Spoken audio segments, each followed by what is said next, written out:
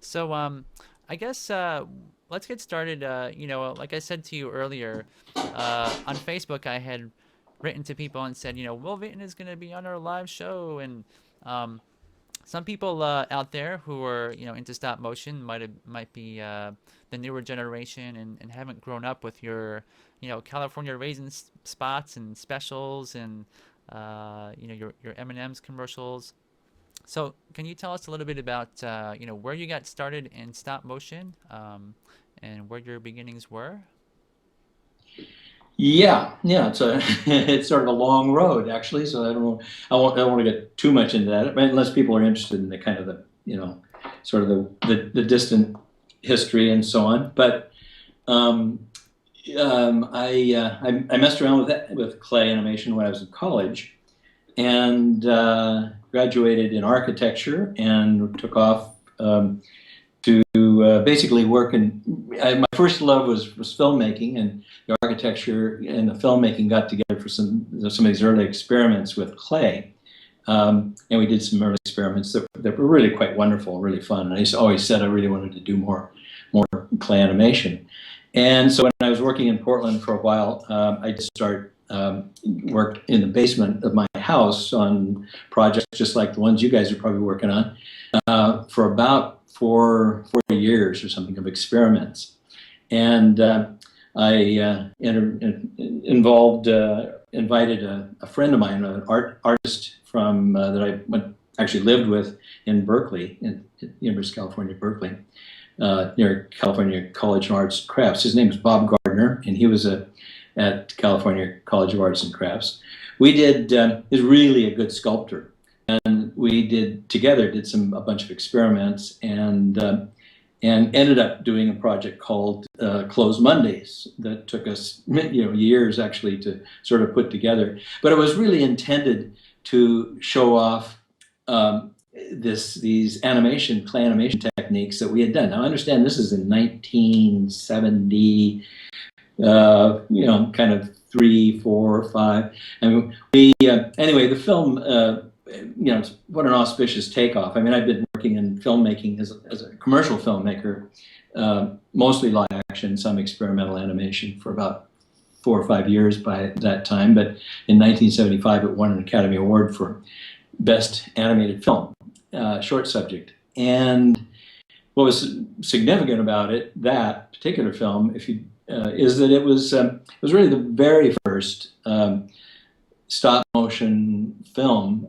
to win an Academy Award at that time, and so it was kind of a bit of a breakthrough. When I was doing this, and when this was happening, cell animation, 2D animation, was the huge and very, very dominant industry, with thousands and thousands of practitioners and companies and so forth. And 3D animation, model animation, was certainly around and had been experimented with a lot, but just kind of was ignored completely. And so in some ways, the breakthrough I think that Closed Mondays had was it really got a lot of attention suddenly. And one of the things I think that worked about it was that we then and forever after, we were always trying to entertain ourselves, as animators, as people, as adults. And so we weren't doing stuff for children per se, in in a world that believed that animation was really only for children. So that was a challenge, but fortunately we found lots of people that were interested, especially adults, of course, who did like the work, in the form of art directors, to do commercial work, to do other things. I worked for many years with doing short films with Pyramid Films in Santa Monica. We were doing short films mostly for kind of non-theatrical educational distribution. And we did some kind of classic tales, half-hour shows, with a company named Billy Budd Films in New York City, something that they were really interested in. And these were films that were done fairly inexpensively, very inexpensively, but at the same time we had, kind of amazingly, we had kind of total creative freedom. And so this sort of what was amounted to like the first 10 years of my career, basically in animation, we really got to just explore and expound, just explore in every way we could what this thing could do. And along the way, fairly early on, we wanted to do a documentary, and so I came up with the word just simply to shorten play animation. I shortened it to claymation, and we trademarked it and so forth. It, by the way, claymation is a registered trademark of the company that used to be mine. It's now Leica Inc., Leica Entertainment, who's doing stop motion projects still.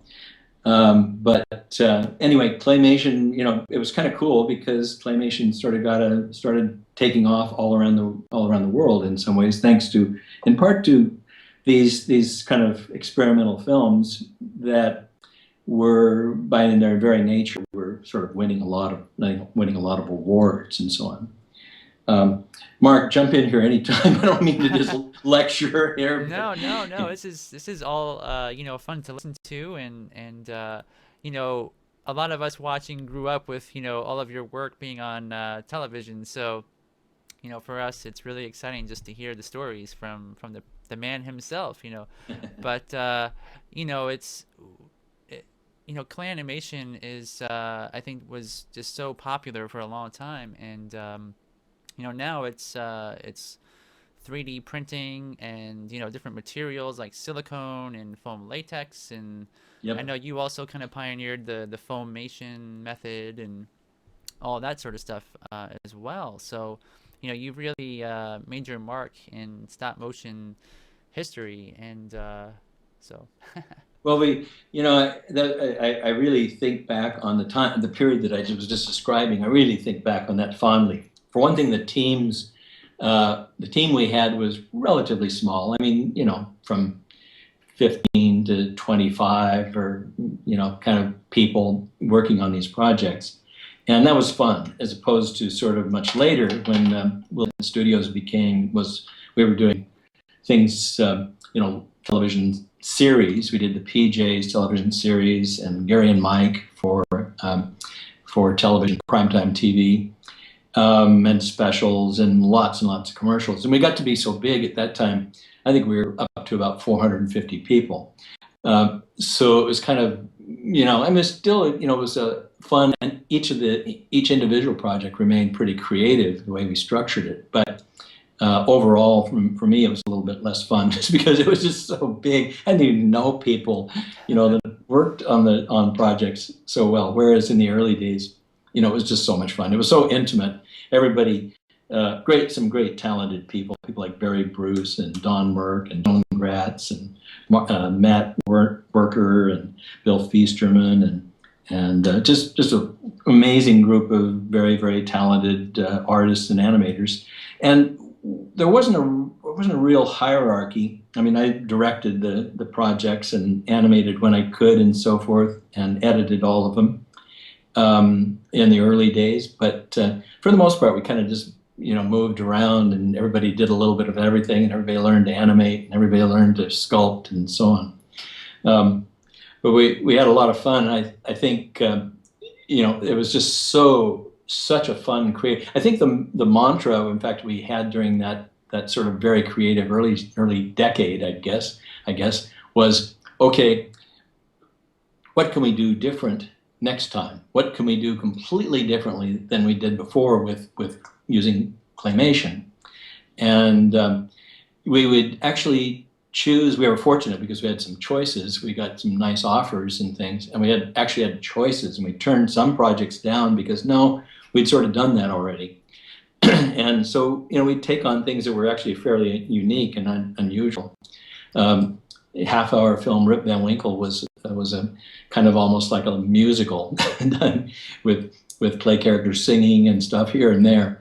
The next project, Rip Van Winkle, was this the next project, The Little Prince, which is also a half-hour project, was using all kinds of effects and much more of an abstract storytelling approach, but all still with clay. And then, of course, I think in some ways one of the highlights, I guess, for all of us was doing The Adventures of Mark Twain. And if any of you are really interested in claymation and kind of classic claymation, you really got to have or pick up a copy of and I won't get anything for it. So this is not like a plug that you're going to support me on, but of The Adventures of Mark Twain. It's now on Blu-ray and DVD. It's been re-released just this last year, and And it has wasn't it on Netflix also? I think so. Yeah, I think it is. Yeah, but I don't know that you can get all the. The reason I mentioned the DVDs is that there's a lot of extras that are pretty cool that were recreated. Some of them are dug out of the archives and stuff. Interviews, pictures, audio, archive stuff. Just a pretty cool thing. A lot of material in there. Oh, That's wow. that's really worth checking out if you haven't seen it, because I think it talks about a lot of the, even some of the technology and so forth, but in a big way, about the project and about Mark Twain and about claymation and so on. But that was, and so in many respects, it's kind of a highlight. And I always say Mark Twain was and for us was the zenith of pure claymation, simply because after that, the digital tools started to come in, and we started to manipulate things more with digital techniques and effects, certainly. And so it was also Mark Twain was we were such purists about it. I felt in films that I'd seen in the past earlier, it kind of bugged me when I would be looking at a film and getting into the story, and then all of a sudden I'd see the edge of a set or something, and it would be corrugated cardboard, which would destroy the scale, for me, and so forth. Or I'd see, some kind of maybe burlap. How burlap has a really big weave or something, and so it bothered me to see foreign materials or different materials in there. It's not to say that it's wrong. It just bothered me, and so we made absolute sure that everything in The Adventures of Mark Twain was made of clay. So the skies are clay that move, and the water's clay, and the characters, of course, and the sets, and this outrageous airship is clay, made of clay. Of course, everything's got great, armatures underneath it and stuff. And the skies, for example, were very, clay painting on glass, but then superimposed multi-pane sort of. So you had a lot of layers, transparent, semi-transparent layers that created an atmosphere rather than just a hard, solid surface. And those would be just for the background's sake, for, maybe an airship to be going by in the foreground.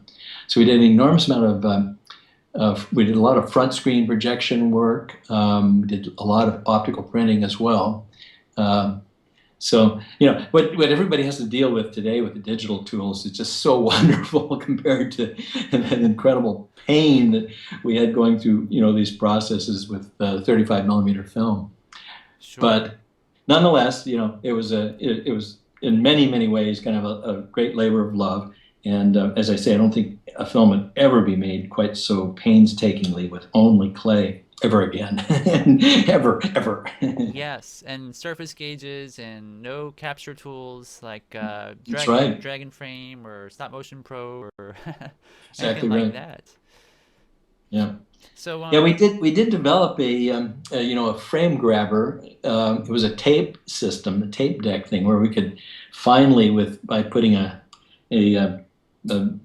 sort of a video tap on the camera, on 35 millimeter camera, we could record what we saw and then frame by frame and kind of see it together. But I think the thing had only so much memory and stuff. And if I remember the first one, it was done in the latter part of the 80s when it was built by Gary McRobert, and it was I think it could carry about, I don't know, 15 frames or something is all before you had to dump them and move to the next one. But there was a real breakthrough when we started using frame grabbers, because suddenly you could really do incredibly accurate movement in a way that before, you as you say, you had to wing it and use gauges or whatever to try to make your increments really nice and smooth, nice and even.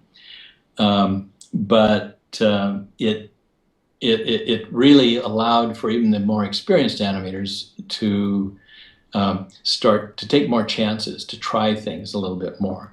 When the frame grabbers kind of came into existence, which is really right around the 90s, 1990, I think, in that range, when we were starting doing the California Raisins and the M&M's characters and things like that. Yeah, I think John Ashley showed me some Hershey Kiss commercials you did, where he had animated some stuff using that system, and it was really, that was the first time I ever saw any kind of a grabber, and Do you his remember? Do you remember when that was? Do you remember offhand what year that was? that would have been when you guys were making the frog prints, So that would have been well, that would have been 96. 90s, yeah, probably 93 or four, probably. Oh, okay. Well, Yeah. why don't we jump ahead a little bit to them, because you were working on a project called the Frog Prince, Hmm. and it was going to be all clay, I'm presuming, Right. and Well, ran. Yeah. it was really I got to see the wall of puppets that were created for that project, and it was just like the most amazing project I had ever seen, and it didn't work out. So jump forward to today, you seem to be using some of the old maybe, I don't know, storyboards and sketches and things for a new project Yeah. called The Kiss. So Yeah. can you explain a little bit about that? I can. Yeah. Well, first of all, I mean, we just, with the Frog Prince, we really just got so busy, got too busy with other things, and combination of sort of being really busy with that and having opportunities other than that, and then also having trouble raising enough capital, for the show or something like that. So we didn't. It just kind of went onto the back burner. Um, and I mean, the complete history then is, David Pomerantz and I worked on a couple things together. That, and he was doing some work for some specials, some TV specials for CBS that we were doing. David, I found through one of the head of Disney, Chris Montan, head of Disney's music, recommended David as being a really terrific songwriter back then. I remember, and he. And so we got together and we really we really enjoyed working together. And so we did a few projects. After, when we all sort of got busy in the 90s, got really busy, and then went into the TV shows, like the PJs, which was Eddie Murphy inspired, that we really were slammed for a number of years. And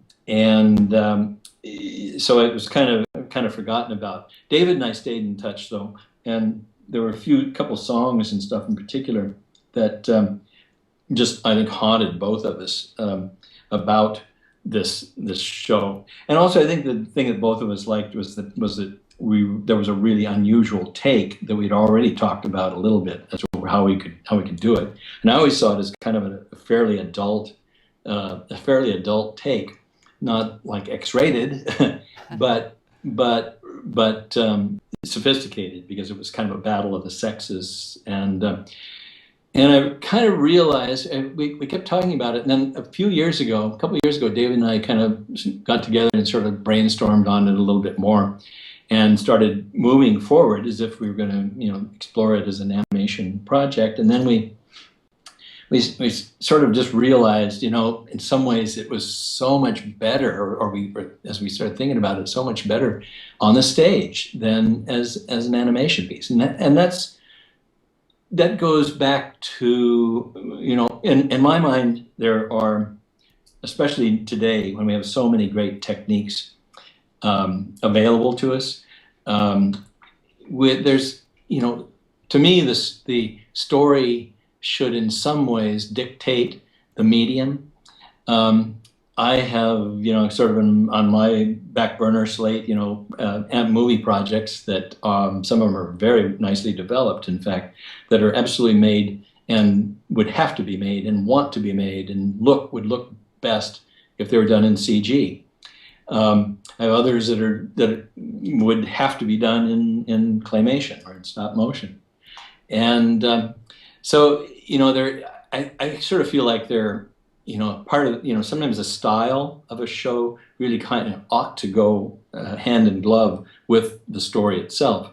Well, so with that sort of sentiment, that sort of point of view, I really started realizing what I was already doing with this project, The Frog Prince, was making it like making it a Broadway musical and making it fairly sophisticated. So David and I looked at each other one day and just sort of said, "Yeah, we got to do this. We got to do this for the stage, or at least check it out, try it out." So we put together a kind of a demo of it and so on, and raised it up the flagpole for some Broadway type producers and so on. And we got terrific reaction on the project. And then a year ago, we decided to just launch and get into it. And in the past year, we've completely rewritten the book or the script. And David's added and dropped some and added three or four new songs, I guess. And kind of reworded things and so forth. But mostly we've kind of amped it up so that we could use, the really stunning sort of visuals and special effects and caricature characters in a way that I actually don't think it's ever really been done on the stage before. So it's really exciting from that point of view, because what I think I'm doing is kind of pulling years of experience in animation and film and television kind of into this realm of the stage. So it's interesting. We're at this point, we have quite a wonderful project screenplay. It'll continue. It's interesting about stage work and plays and musicals is that they typically evolve a lot more.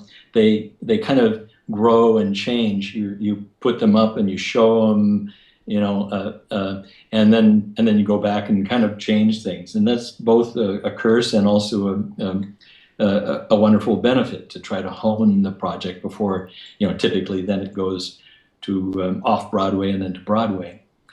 And if you're lucky. And whereas film and television, it's you work really hard and make it just as good as it can possibly be until it's ready to be released. You release a thing and it goes onto the screen or onto the TV or whatever, and that's, you never go back, you never look back, certainly never change anything. It's all just kind of written in stone and done. Is it a bit scary to have live actors who can accidentally trip and fall, and a light can fall over and in front of an audience? So is it a bit more of a risky kind of undertaking, compared to puppets and clay? Well, it's of course, as you know, I mean, it's different. It does have the element of live. I mean, it's live theater. There is risky elements in it. But as you guys know, as soon as you get in front of a camera with a stop motion puppet, there's all kinds of risk. You're dealing with risk all the time, whether or not they're even going to stand upright for you or well for you. But no, you do have a lot of control in animation, and that's kind of a wonderful thing.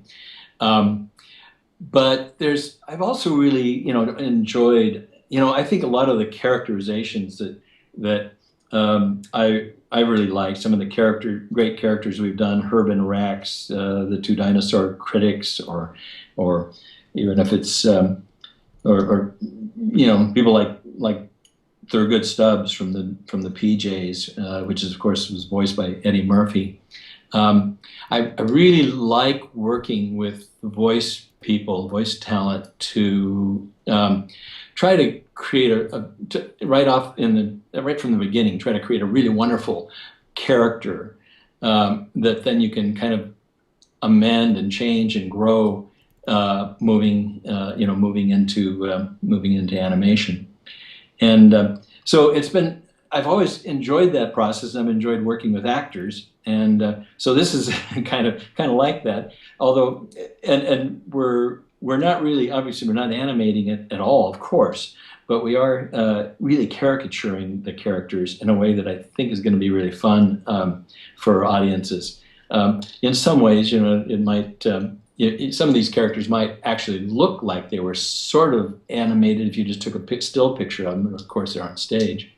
And that'll have to do with, costuming and prosthetics and stuff that they wear and whatnot.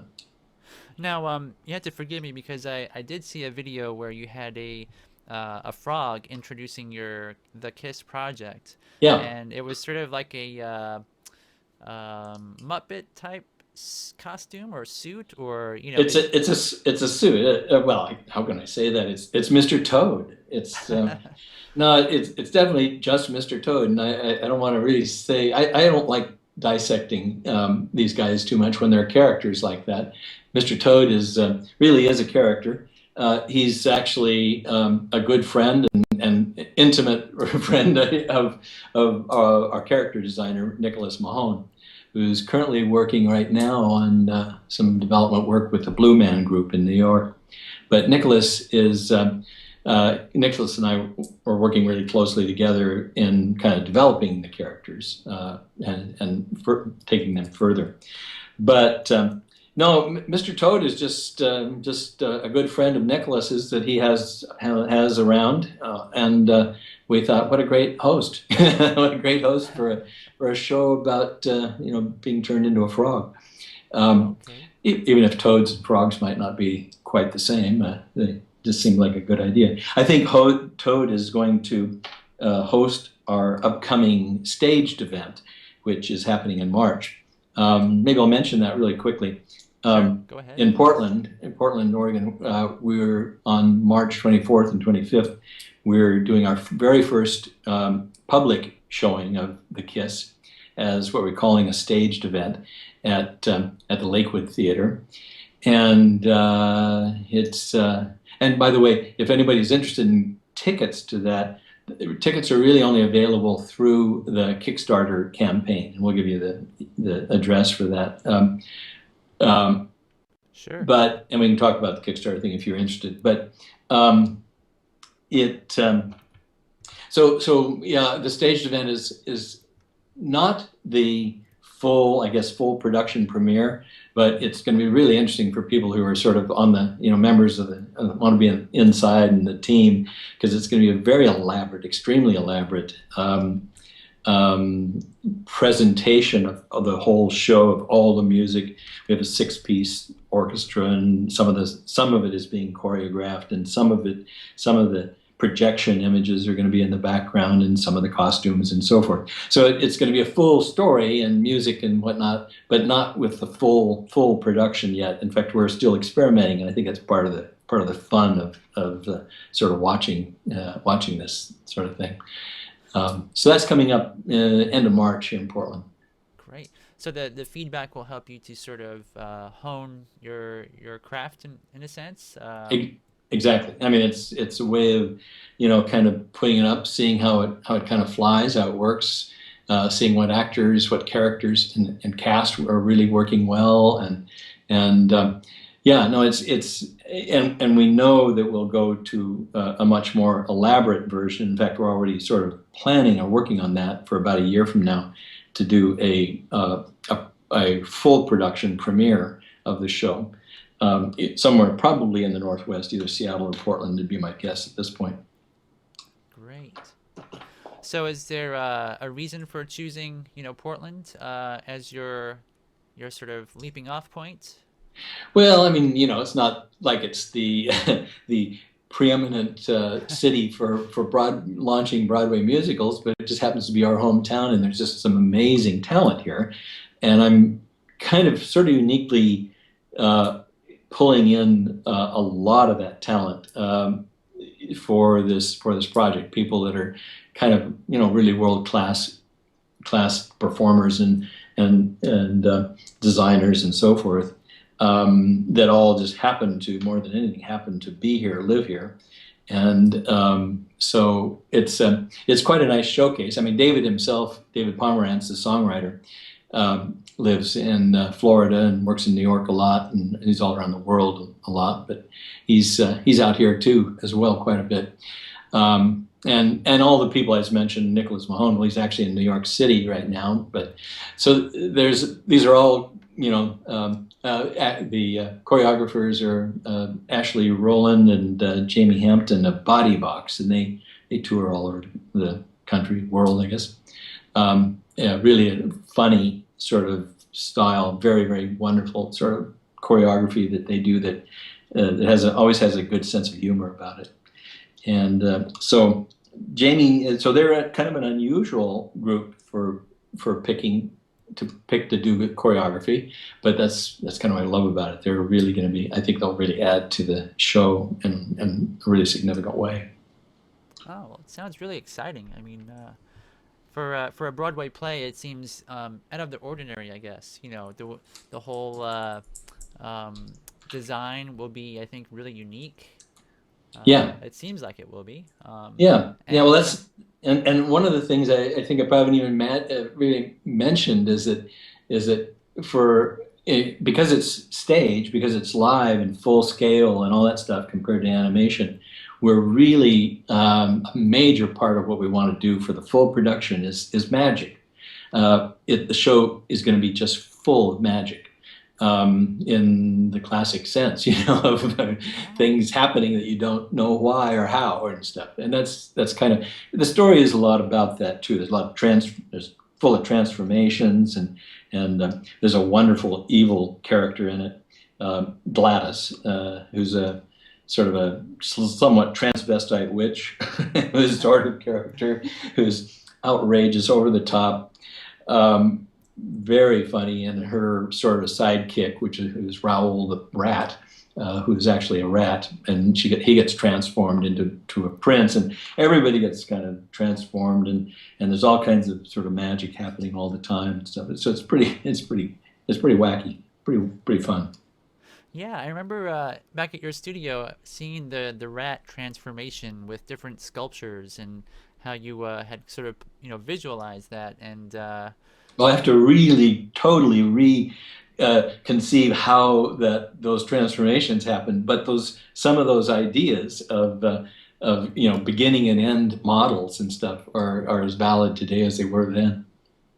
Yeah, that sounds really hard to pull off, I would say. It sounds like it would be really tough to pull off a There's visual. Raoul, or there's a version of Raoul the rat on the screen. If people can see that, I don't know. It's a sculpture that was done many years ago by the late Gary Bialke, wonderful, wonderful designer, animated character designer, just fabulous. Uh, Yeah, he was one of my lead inspirations for getting into clay animation. Never got to meet him at the studio, but seeing his work was just, so inspiring and yep, me too. He inspired me all the time with his designs. yeah. Well, it's too bad he passed. I always wondered, Sure is. what he could have done if he were still around, today, with his illustrations and books and all that fun stuff. So, yeah, it's kind of a sad loss. Yep, for sure. Um, but yeah, but his the work that you've released, the old sculptures. Now I know he didn't sculpt. Is it Gladys? You said, is that her name? Yeah. Mhm. Um, who sculpted that character? Um, well, there's a bunch of them. There's a lot of different versions. I think the one that I don't know you saw one with let's see, the kind of skinny one. That might have been Gary, but Gary Bruce might have done one of those as well. I'm trying to remember. Not sure which one kind of popped up on this little screen. Um, when we're like when we were then and now as well, I like to sort of have different designers, just sort of free form, just kind of play with these things if we have the time and the wherewithal to sort of start off uh, your character design without too much preconceived ideas. There's the character, that smiling Gladys character with the hair curlers, that Yes. I think that's Gary Bialke's piece as well. Yeah, Oh, okay. I think that is. Um, but I love that the process of doing that, and it's not that you end up using exactly that, but there are certain characters like the one that's on the screen there that just sort of jump out at you and go, while the design isn't exactly what it'll end up being, it has an attitude and an energy that I really like. I think it's really great. Yeah, it really is, and they almost seem to be alive before they're even animated. So it's it's really cool. I see in the little text thing here it says Joel Brinkerhoff said he sculpted this model. Oh, Um, okay. I don't know if that it is possible. I don't. And if Joel, if you're out there, I apologize if in fact that's your piece. I'd love to know that actually. It certainly. I think it actually got included in Gary Bialke's in some of his showcase stuff. So that's why I was pretty sure he did it. But anyway, um, Either way, it's a great sculpture. yeah, really fun. Wow. Well, There's that frog. You saw the frog, I think earlier. That was Barry Bruce. I know that was Barry Bruce design. was it okay? The one where he's sitting bored, on his he's got his hand up. He's sort of resting his head on his hand. That's Yes. really a nice image. Well, I tell you what, it's we have about I mean, unless Mr. Vinton wants to go on longer, we have about 10 minutes left. So maybe we could open it up to questions and Well, I'd love to do that. Let me just say that sure. that I would love for people. I know that for sure this isn't animation, and the Kiss that is, but do check it out if you would. I think you'll kind of you'll get a kick out of it and love it. What we're trying to do, by the way, is we're doing a Kickstarter thing partially to help fund the development, which is part of it. But equally, I would say important is we really are trying to sort of bring invite people along on the ride, because it's going to be a fun and interesting ride through this sort of process that we're going to try and keep everybody informed with. You can check it out. Just simply go to thekissmusical.com, Oh, okay. and that'll link you right to what is the Kickstarter page. And I'm sending you there in part because there's just so much information that's been gathered on that one site as opposed to all over the place. There's a lot of things sort of are scattered, but there's a fairly concise sense of the things, and there's a video that you were referring to, Mark, that's on there as well. Yes. Okay. Well, how long is this video about? Let me see here. Let me. The video, how long? It's like Oh, it's only 5 minutes. 6 minutes. Okay, we could actually. Would you want me to play that for everybody? No, that's all right. I No. appreciate that. But I think I'd rather take some questions or something if people haven't. But I do encourage you to go and check it out. You can see the video, for yourself. Okay, great. Well, let me ask. I do have a question from. Let's see here, from Tin Bergeron, and he sent me an email yesterday, and his question is, he goes, could you please ask Will to talk about how CGI affected claymation, the challenges he faced, and how he handled the transition to CGI? Well, that's a good question. That really began in the early 90s, 1990s, when CG started to become fairly viable. Before that, there was CG for 2 decades before that, but it was so hard to use and work with that you had to be a computer programmer or an engineer to do anything on it, and so and the films looked that way, frankly. But in the 90s, the tools started to get to the place where artists could really access them, and we liked from the very beginning the fact that we were doing 3D, if you will, 3D models, not stereoscopic, but 3D characters and in claymation, and liked a lot that we might be able to use some of these the 3D computer tools, which gave it a nice 3D look. Like the idea that we could sort of integrate these two things together. And at first that was sometimes cumbersome. It's interesting. When we first started to do the M&Ms, the M&M characters. This is in the early '90s. The advertising agency wanted to dimensionalize the characters. And they were really thinking computer animation because they wanted to make them three-dimensional. And so we decided that we would really sort of go after that and try to convince them that we would be able to sort of do great characters for them. And so rather than we knew that we'd have a harder time convincing them if we did them all in clay. So where other companies were actually trying to put together rather crude and not very good models, frankly, not very good models of the M&Ms or what the M&Ms might look like, we just went to drawings, just in these incredible drawings done by Robin Ator, among others. They were so good, they were so beautiful and so expressive that they totally just won the day. Then, of course, we had to figure out, okay, they said they wanted to do it for sure in 3D in computer animation. So then it's like, okay, well, let's figure that out next.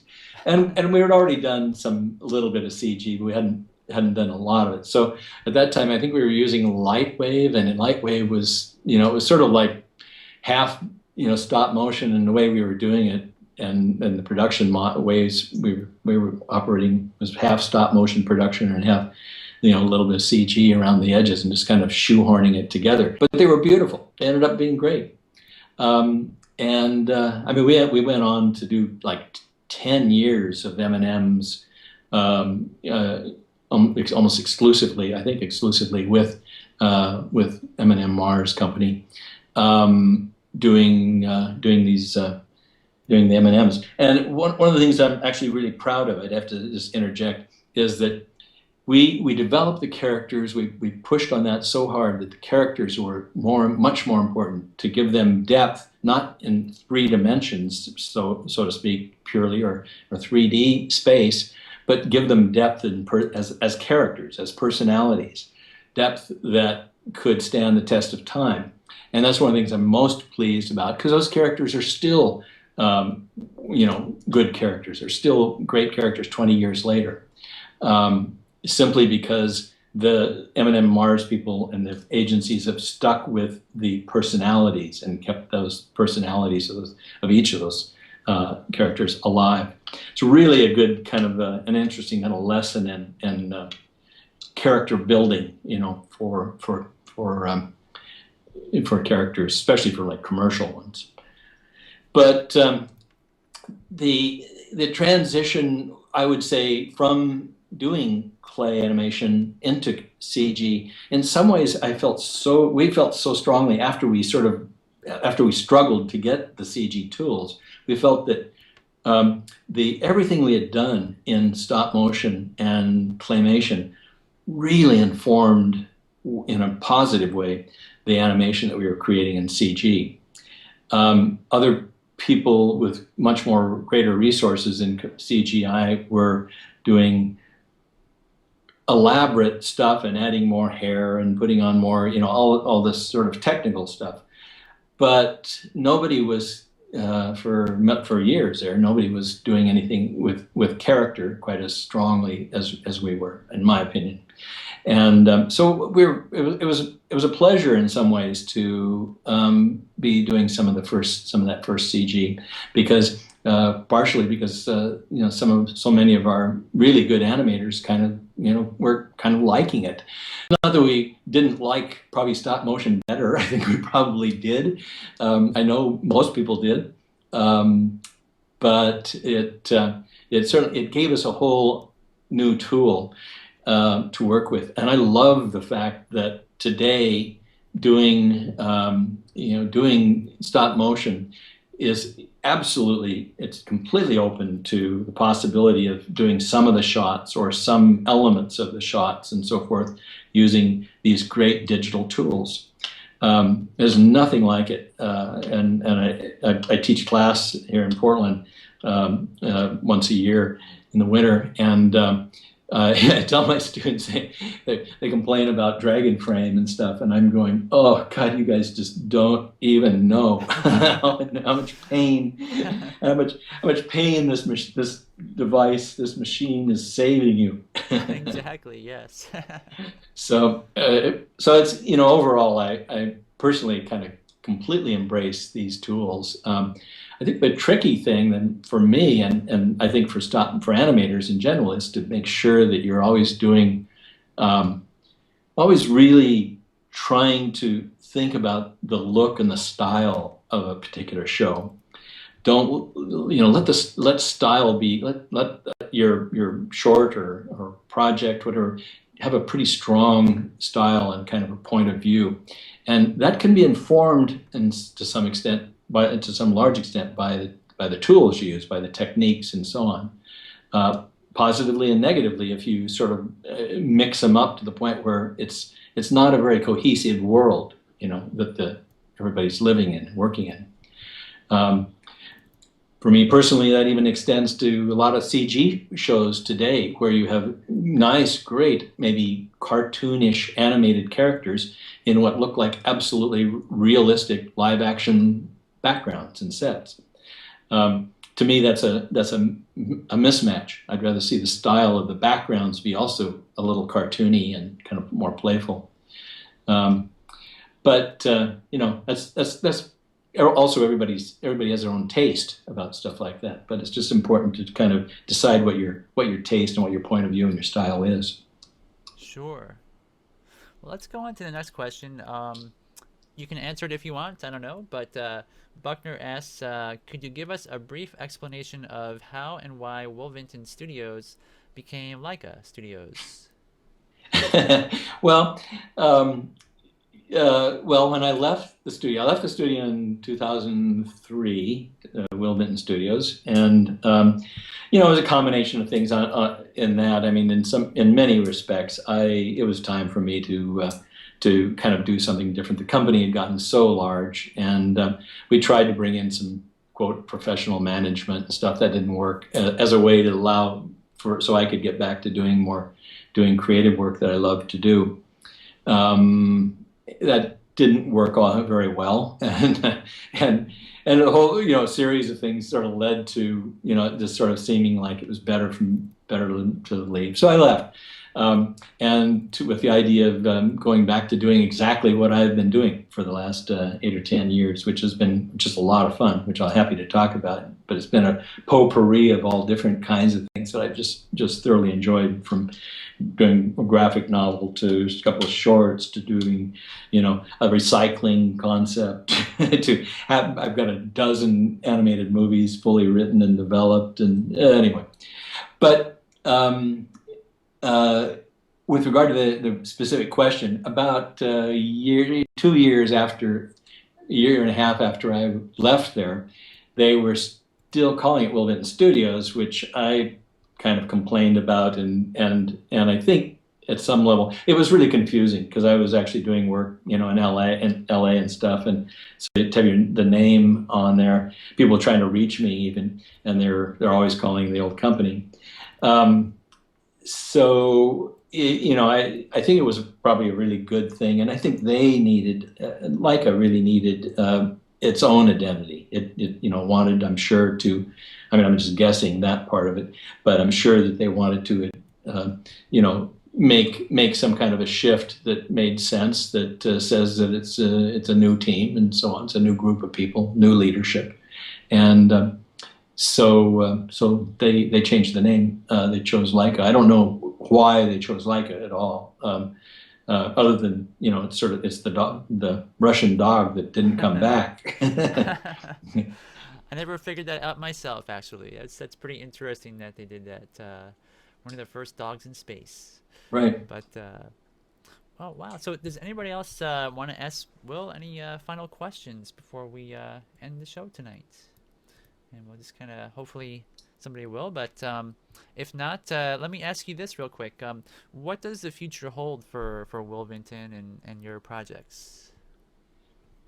Um, Because you said you had a lot of projects, so it's kind yeah, of well, unfortunately, I'm not going to live long enough to do them all, but I'm going to try.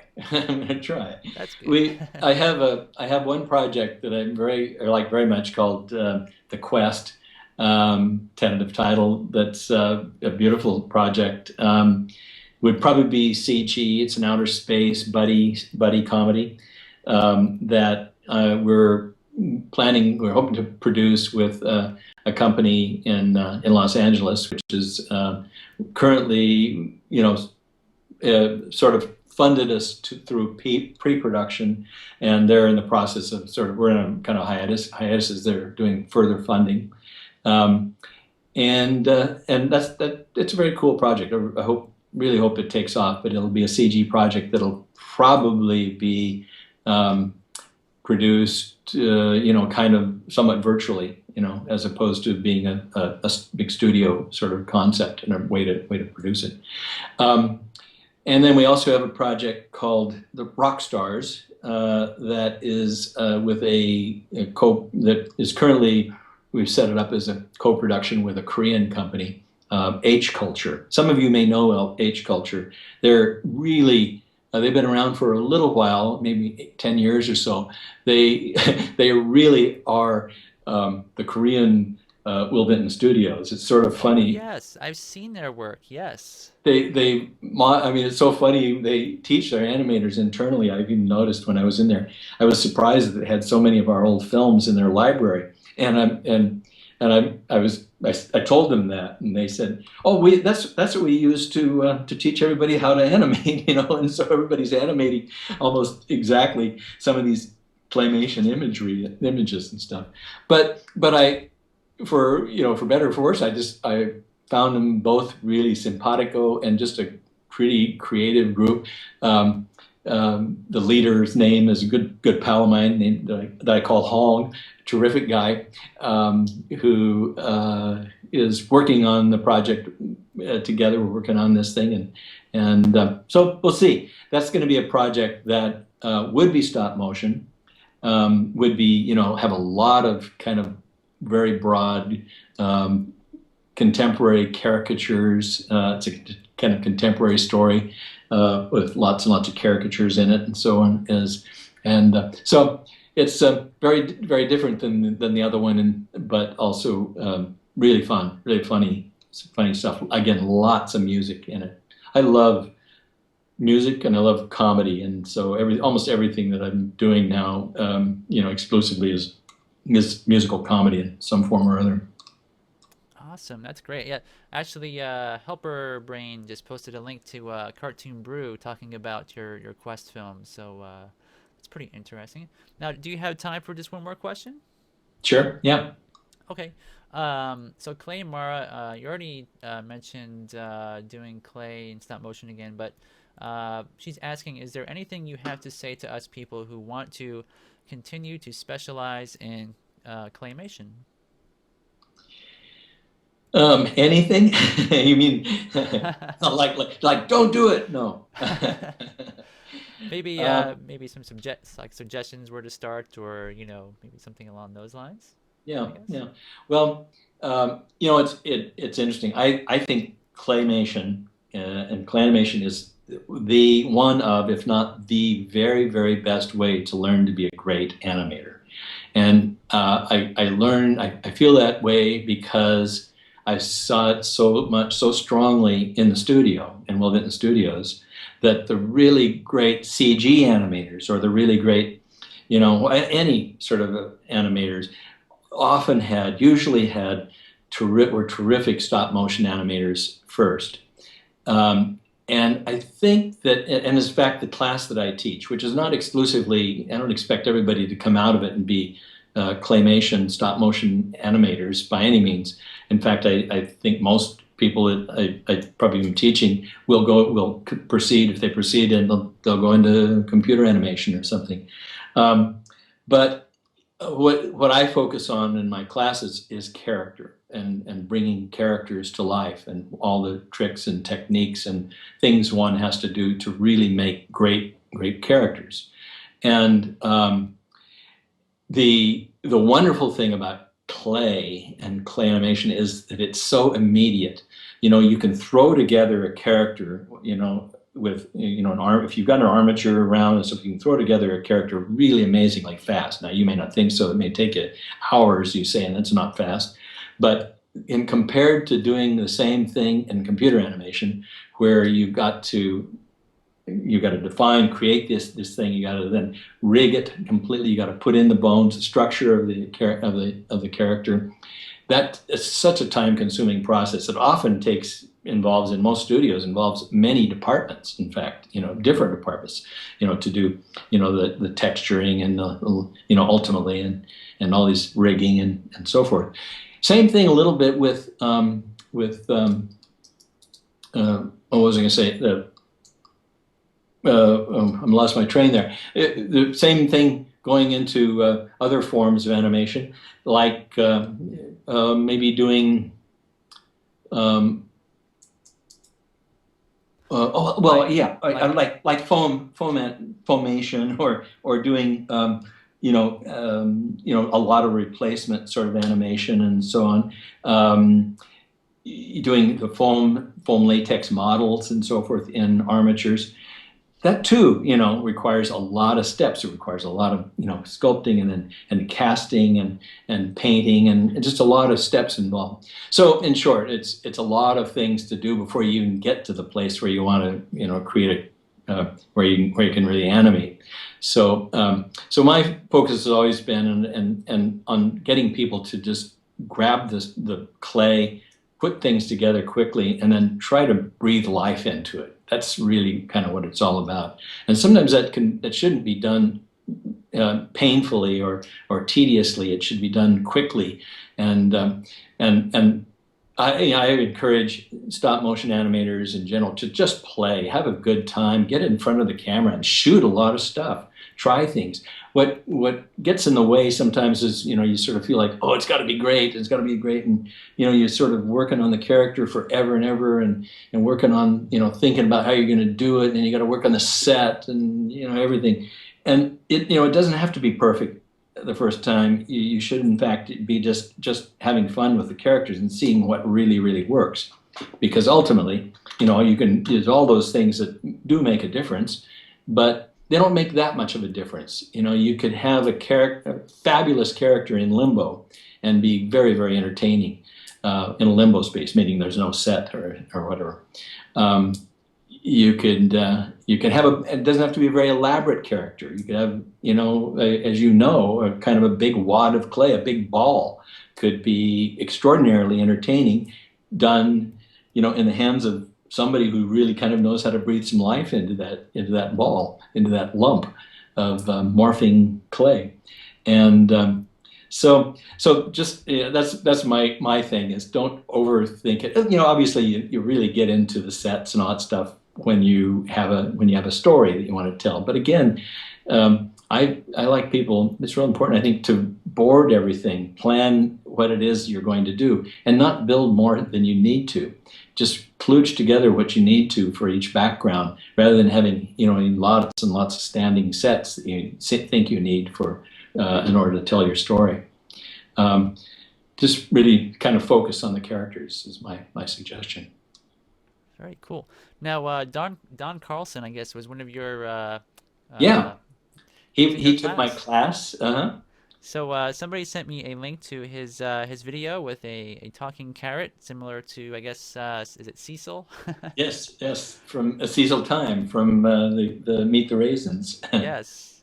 So there is some evidence of Will's teaching ability, and you know, you can see it on Don Carlson's Vimeo channel. So anybody that wants to check that out can. But let me ask you real quick, if people are interested in your class, where, I mean, I've got the website, but nwfilm.org. Is that still the same That's website? that's correct. Yeah, that's the main site for it. Yes, Northwest Film Center School of Film, and yeah, it's called Stop Motion Animation and Claymation.